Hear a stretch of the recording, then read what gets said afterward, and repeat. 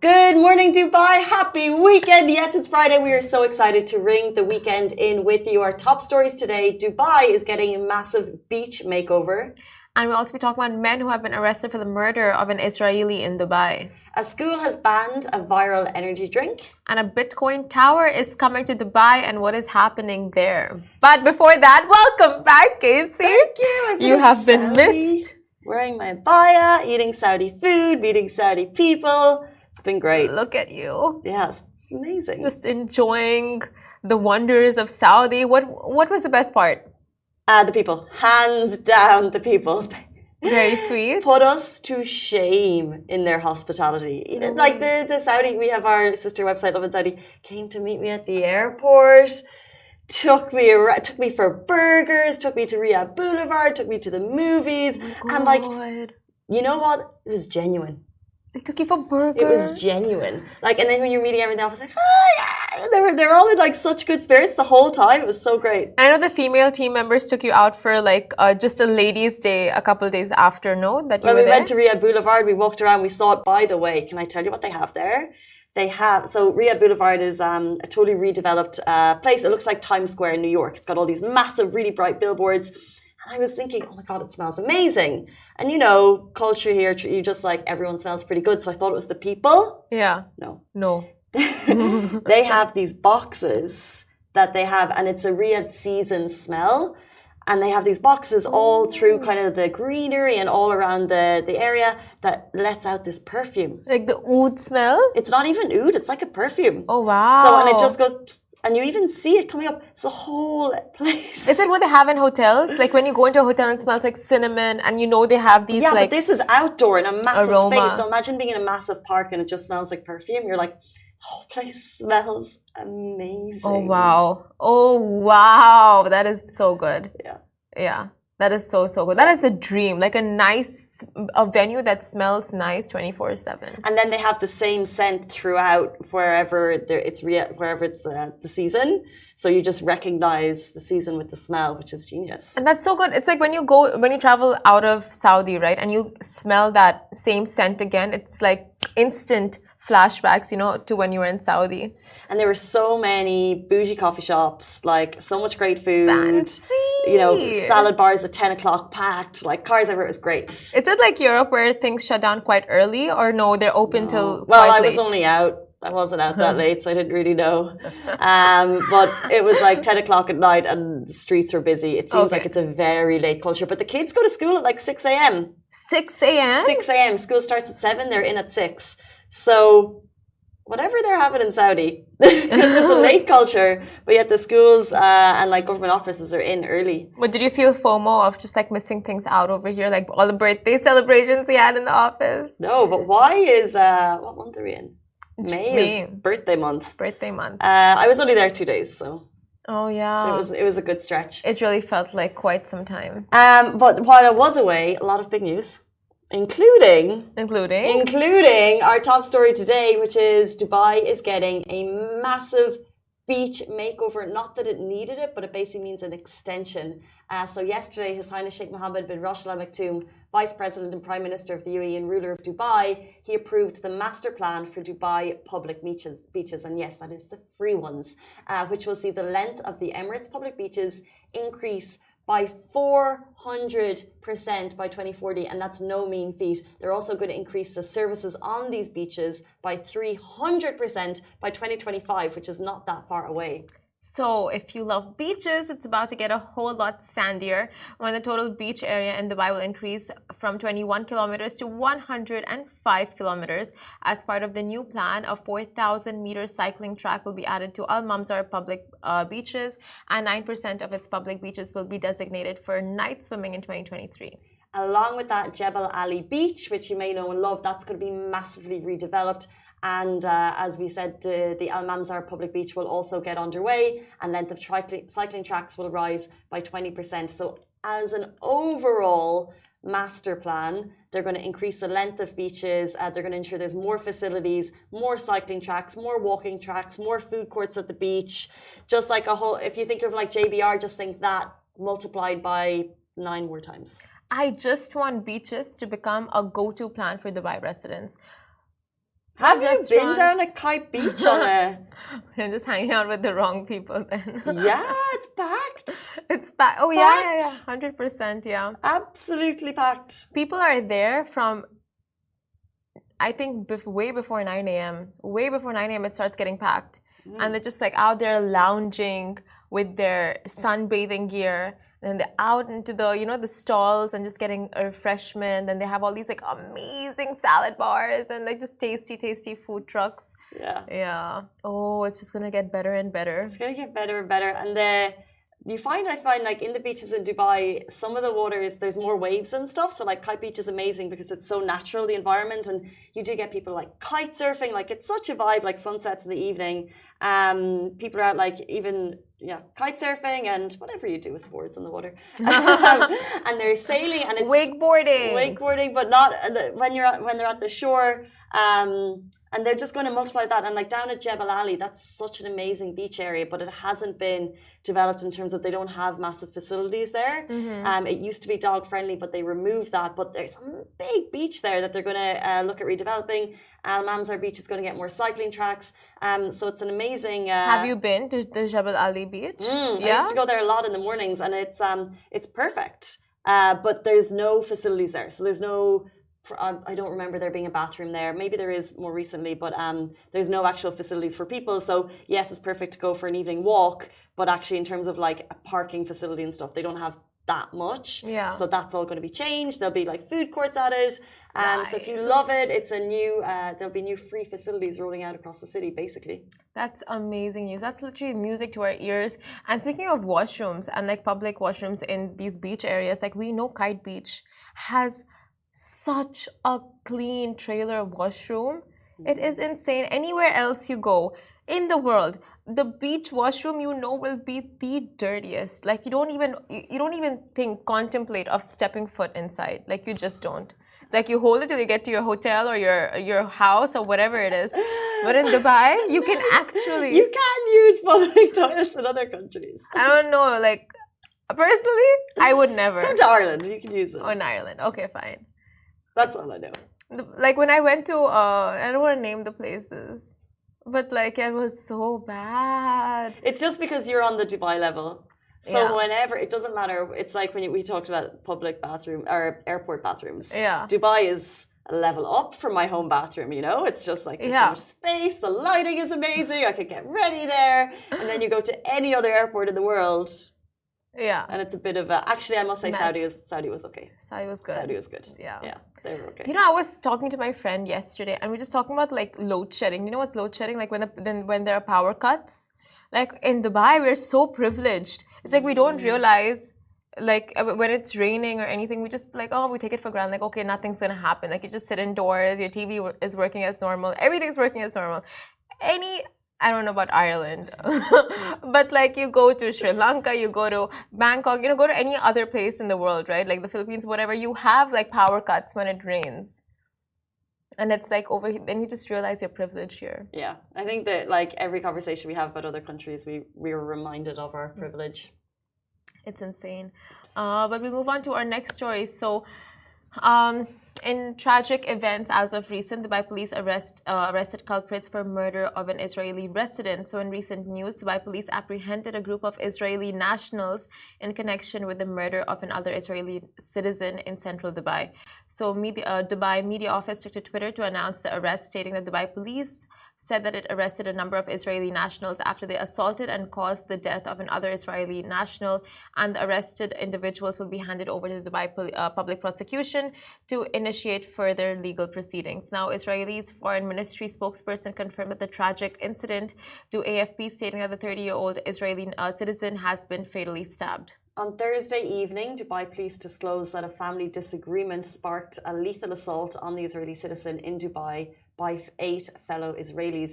The incident occurred in the Business Bay area, according to authorities. The suspects, who were tourists and shoppers, coincidentally encountered the victim at a cafe, leading to a confrontation that ultimately caused his death using a sharp object. Now, despite the attackers fleeing initially, a specialized team assisted by Smart Technologies from the Criminal Data Analysis Center identified and apprehended 2 of them within 3 hours. The remaining suspects were captured within 24 hours, and the case was handed over to the public prosecution for further legal proceedings. In the case, Dubai police also stated that the suspects and the victim had a prior family dispute in their home country. The incident in Dubai was seen as a retaliatory act. And let's move on to our next story. We're talking about the school chain that has banned the viral energy drink. So this is the drink that grabs all of the headlines. And then last time we mentioned Prime Energy, it was because of the overhype, which I'm sure you've all heard of, and the skyrocketing prices, because people are shelling out between 20 dirham and 65 dirham for a drink. A lot of money because it's being oversold and it's hard to get your hands on it. Now it looks like one school chain has had enough, according to local reports. GEMS World Academy issued a circular to parents which outlined the various health problems which could be caused by Prime Energy, and the school said it's their responsibility to highlight this to parents. Now, the report states that drinking Prime could cause anxiety and the possibility of developing addiction. It added the excessive consumption of these drinks can lead to various health problems, including increased heart rate, high blood pressure, dehydration, sleep disturbances, anxiety, and even addiction. Finally, the report said buying or selling the drink would be banned on the premises. What's worth noting for people who are interested in the drink, that the website of Prime Energy states that it is unsuitable for under 18. However, that's Prime Energy. They also have an alternative drink called Prime Hydration, which is suitable for children. And if you're watching the full show beside us, we have the footage of Logan Paul and KSI who made this drink. They are explaining the differences between the drinks. So basically one has caffeine, the other doesn't. So you can understand why one is okay for under 18 and the other isn't. But it seems that Prime Energy is the one that we've been talking about that has been overhyped, that people are trying to get their hands on. Not so much talk about this Prime Hydration. And you can see why. But I think across the board, all energy drinks, like there is no energy drink that would be safe for an under 18-year-old to be drinking. Like we have Monster, we have Red Bull, we have all of this. And throughout the years, we've heard of like multiple just like, not side effects per se, but like, you know, it's just not good for children to be consuming such drinks. Absolutely. And then you're thinking, because these are YouTubers and their target demographic is below 18 years old, and yet they're marketing a drink that's not. It's, I guess it's like them choosing to market it anything that's illegal for below 18, so it could be alcohol, tobacco type of brand. But they did, I guess, offer that alternative to say, look, yeah, we are doing this because it's a great drink, but we're also doing another one. But if you think about, you know, caffeine in terms of substance, I totally see why under 18s should not have it. You know, I'm mid-30s and I still struggle with they literally get sugar rush from having too many sweets. You know, like, would we really be giving them caffeine? Would parents really be subjecting their kids and themselves to, like, buying their kids that drink, you know, and so much caffeine? And plus the price tag. Like, I don't think parents anyway would, but yeah, this is just like a reminder to some parents who, you know, just like, okay, fine. You want to buy it, buy. Just like, leave me alone. But I, as a parent, which I'm not, as a parent, if my child, if you're not really aware of kind of like what's going on social media and they're like, buy me this energy drink, are you really aware that there's caffeine in it? I consider energy drinks to be, you know, like the wild blue drinks that we would have drank back in the day. Delicious. Like, not the, we had a Gatorade. We had I know which one you're talking about. We had a similar one to Gatorade. It was so good. So good. I know it's not the G. I know exactly. Not Gatorade. Not Gatorade. But it was a blue one like Gatorade. Yes. And they didn't have caffeine. They were more about the electrolytes. Thank you. They were about the electrolytes and the hydration. So I'm like, yeah, sure, take it. Have to read the labels, especially as a parent. You have to read the labels. And they stopped manufacturing those drinks, right? No. No. This one was fine. This is for like the Lucozade without the sugar. So do you have Lucozade here growing up? Lucozade, no. We have Pocari Sweat. Oh no. That's gross, but it's like electrolyte drink. Oh, you got your Pocari Sweat. Have you had? It's gross. I had it in the wrong environment. So actually, I've had it post a workout. perfect. Yeah. Especially when you're hot here, perfect. But when you think it's going to be a different type of drink, it's, you know, when you think it's going to be like a tasty flavoursome drink. Yeah. Good for the, but as soon as I have a mindset switch, so as soon as I know it's good for me, I'm like, oh, it's great. That's true. It's like you can endure the bad taste, questionable flavor. Yes, the questionable flavor. Yes, as long as there are benefits to it. If you know it's for your temple, it's fine. Joking. Love that. I mean, yeah, true facts. Hashtag. Before we jump into the next story, we have a comment from Fun Delicious. Thank you so much. Our mics are not in the perfect place, so if you can move yours up a little bit, the Instagram one, and then we're good to start. Guys, we're talking all things Bitcoin and Tower because Dubai is the city for it. So first we talked about Bitcoin. We talked about your money. Where is your money going to go in terms of Bitcoin? And now the announcement that another groundbreaking project is coming in terms of a Bitcoin Tower. If you watched our Instagram story before we went live, Simran was pondering, what does that mean? What does that mean for us, for you, for Dubai? So let's get into the story. So the world's first Bitcoin Tower will be coming to Dubai, and Dubai is known for its groundbreaking projects and innovative spirit. It is once again making headlines in the world of technology, and a developer is in this bustling city has recently unveiled plans to construct the world's first Bitcoin Tower. It's going to be called BTC, and setting a new benchmark for digital assets and cryptocurrencies. Developer Salvatore aims to showcase the importance of cryptocurrencies and digital assets, coinciding with the upcoming COP28 meeting that's going to be taking place in Dubai. So Dubai is set to break new ground with the world's first Bitcoin Tower. The hotel, which it is, will resemble Bitcoin itself and will utilize cutting-edge technologies and maintain a commitment to zero CO2 emissions in line with COP28 aims and initiatives. Scheduled to unveil on May 24th, just passed. This groundbreaking project combines innovative design and sustainable practices. Visitors will be able to use NFTs within the hotel and stake their own cryptocurrency, potentially earning an annual percentage yield, APY, and that can be applied to their rental payments. So the Bitcoin Tower serves as a tribute to enigmatic Satoshi Nakamoto and Dubai's mission to bridge the gap between digital and physical assets. Dubai's vision and ambition shine through the revolutionary venture, showcasing the city's commitment to innovation and pushing boundaries. The Bitcoin Tower embodies a fusion of architecture, digital assets, and sustainable practices, promising an extraordinary experience at the forefront of the future of finance. And we know anytime there's anything new in this industry or in just this, specific department with Bitcoins, blockchain currencies, with the metaverse, Dubai is in the forefront of this, just leading it, making sure they're, part of all the right initiatives and introducing all the technologies to match where technology is going.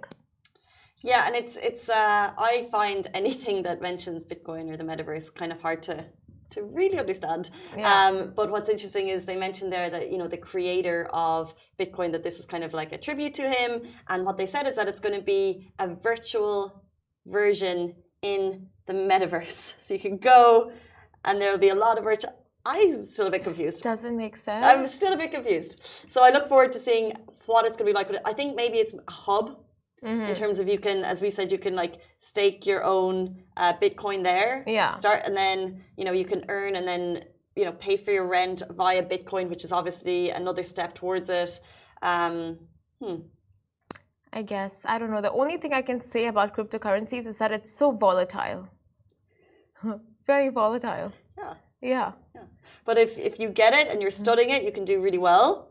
If you jump on the bandwagon and look to invest in Karen coin,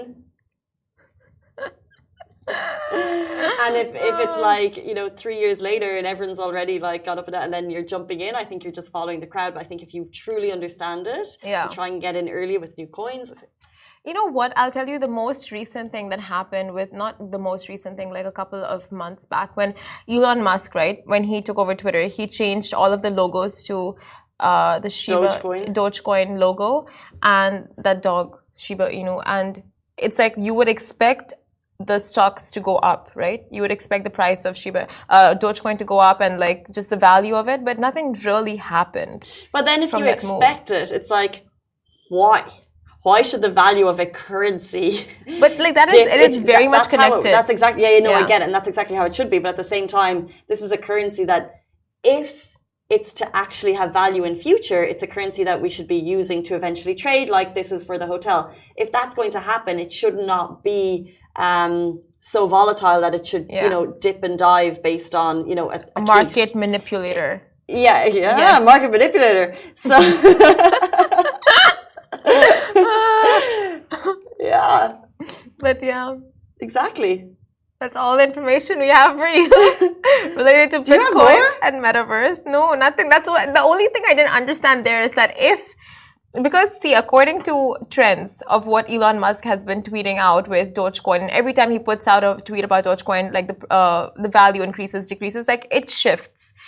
But this time, nothing really did. So it's just like, okay, at what point do you know like when to invest, when not to invest, when it's going to do well, when it's all such a gamble? Maybe so, exactly. It is a gamble, and who cares anymore? Maybe is the question. You know what? If we do have a regular Ask an Expert segment on the show, so maybe the next time we bring in someone in line with Bitcoin, so we can ask our questions. Bitcoin for dummies. Bitcoin for dummies, and then we can actually share some valuable knowledge on the show.